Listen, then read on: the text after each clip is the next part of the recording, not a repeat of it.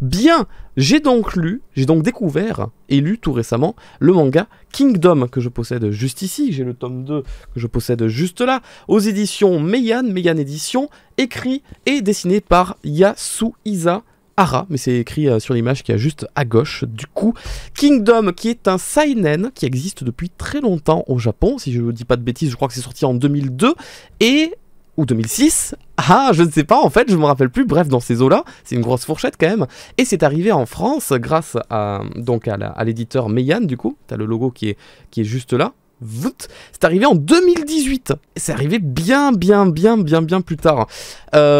Pourquoi ? Déjà peut-être parce que de quoi parle le manga ? Il parle de...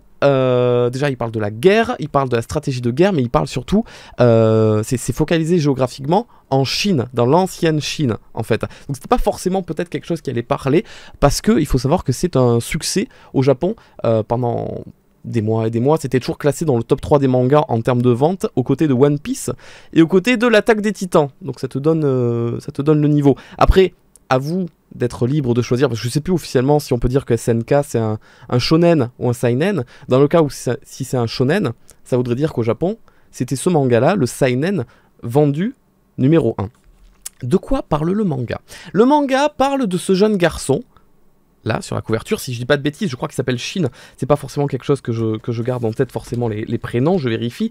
Mais je me souviens m'être dit, ah c'est marrant, il s'appelle Shin, comme le pays dont il est question en fait, sauf que lui ça s'écrit S-H-I-N, exactement. Voilà, résumé du tome précédent, cette histoire se déroule avant notre ère et tient place dans l'état de Qin, en Chine orientale, pendant la Grande Guerre de 500 ans. Shin, qui est un orphelin de la guerre, qui est esclave, avec un ami à lui qui devient son frère, pas de sang, mais son frère qui est aussi son meilleur ami. Ce sont deux jeunes adolescents qui sont, qui ont des corvées dans la campagne, mais qui ont pour hobby, qui ont pour passion de se combattre, eux deux, c'est des très bons potes, d'accord, mais ils aiment bien se taper sur la gueule avec des bâtons, se mettre des coups sur la tête, et en fait, au fur et à mesure, ils ont fait des tas et des tas de duels, tu vois, et ils vont pas se tuer non plus, mais ils ont développé une maîtrise du combat au corps à corps avec une lance ou un bâton, et ils ont pour rêve, tous les deux, de devenir des grands généraux de l'armée chinoise en fait. Voilà, c'est leur rêve, un peu comme dans un shonen, tu vois, ils ont leur rêve, ils vont tout faire pour y arriver. Alors ils continuent à se battre et tout, jusqu'au jour où il y a une charrette qui passe à côté de eux deux dans un champ en train de se taper sur la tête pendant qu'ils ont un petit peu de temps libre, parce que leur emploi du temps est quand même bien chargé avec toutes les tâches, puisqu'ils sont ils sont les esclaves d'une famille un peu riche, tu vois, donc il faut en manger, le ménage et tout ça.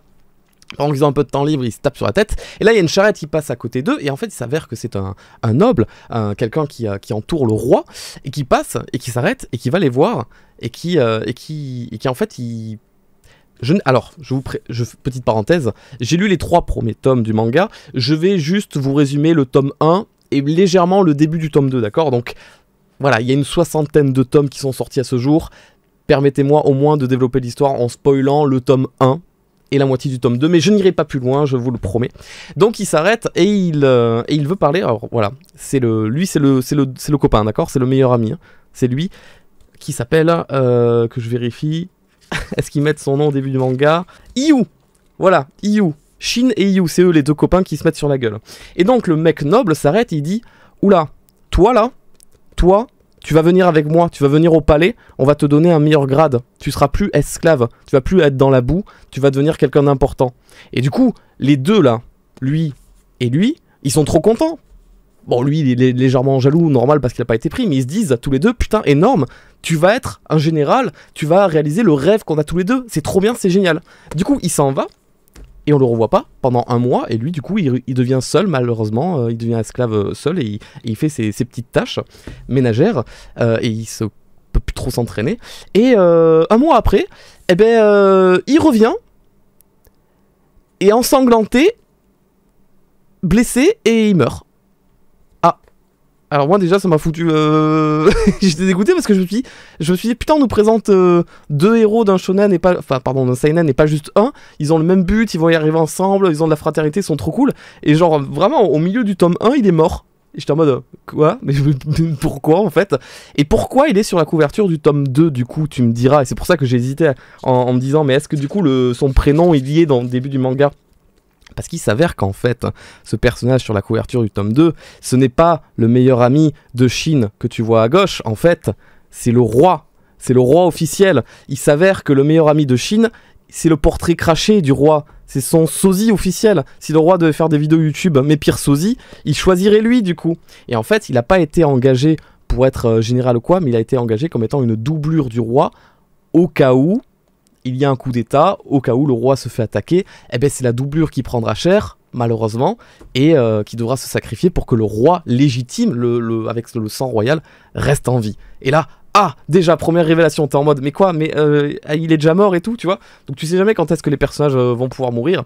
Et il s'avère que, du coup, leur route, donc l'esclave du début, là, lui, qui n'a pas une très grande importance dans le royaume, si je puis dire, et le roi se retrouvent ensemble parce qu'il y a un coup d'état. Il s'avère que le roi a un demi-frère plus jeune qui va prendre sa place.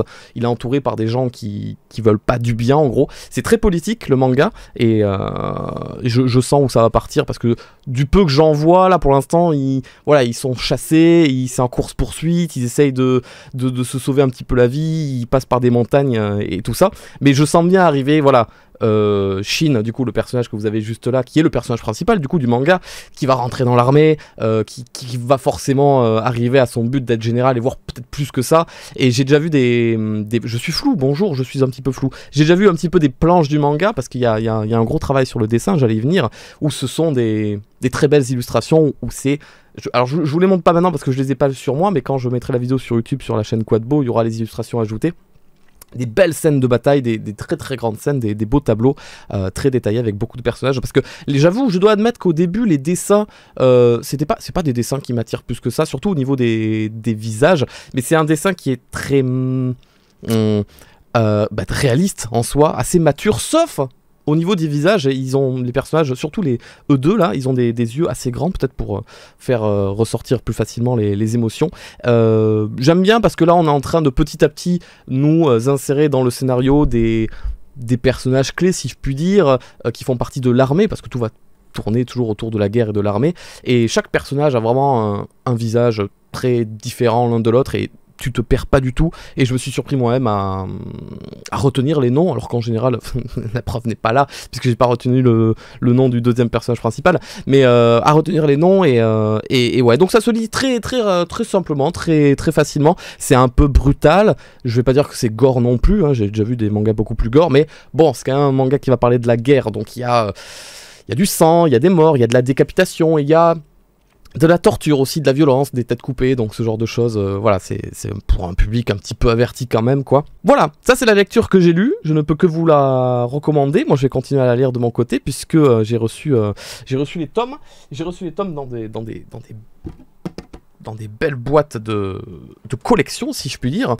L'éditeur Meian me les a envoyées, et il s'avère que ces belles boîtes, une boîte comme ça, il y a 10 tomes à l'intérieur, et ils en vendent actuellement 6, puisqu'ils sont à quoi, 62 tomes à ce jour en France. Ça c'est une exclusivité française, ils le font même pas au Japon. En fait, Meian a eu un système de vente de ces mangas supplémentaire assez particulier par rapport aux autres éditeurs. Ils proposent des abonnements, tu payes un certain prix et ils t'envoient régulièrement tous les mois un nombre fixe de mangas, et du coup si tu passes par l'abonnement, évidemment tu as des petits trucs en plus, par exemple cette boîte ou des petits je sais plus comment ils appellent ça, des ex-libris, je sais plus quoi, bref, des affiches un petit peu détailler des dessins. Et pourquoi je vous parle de cette boîte?